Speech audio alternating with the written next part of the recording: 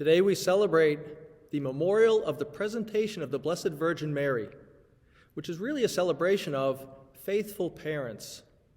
We don't know much about them, but we can imagine this poor little Jewish family of Joachim, Anna, and their newborn daughter, Mary, entering the temple to fulfill the law of their faith. Their Jewish faith was important to them, and they wanted their daughter brought up in it, in spite of the inevitable challenges of parenting in their day. The fact that we're all watching this homily and active at Holy Trinity Parish means someone passed on our Catholic faith to us.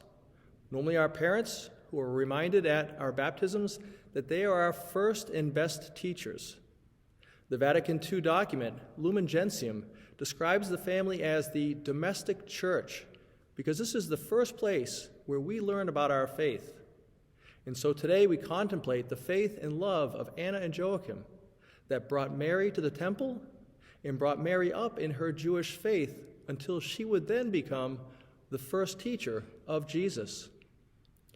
This week I was on a Zoom workshop with our parish religious education teachers, those who continue the good work of parents. Now this is a tough time to be raising children in our Catholic faith, both for parents and for RE teachers.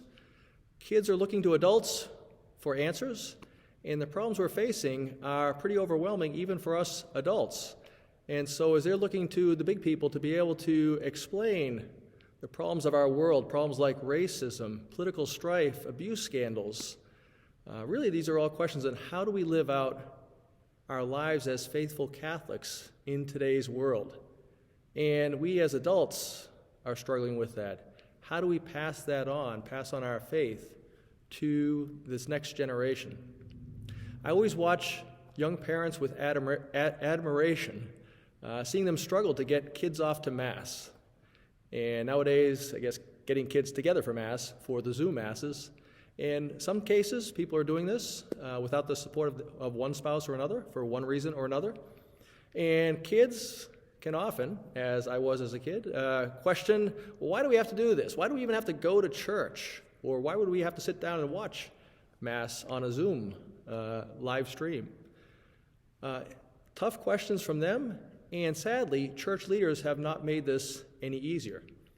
When you think of it, for anyone under 18 years old, they have never known a church without repeated, unrelenting, tragic scandals.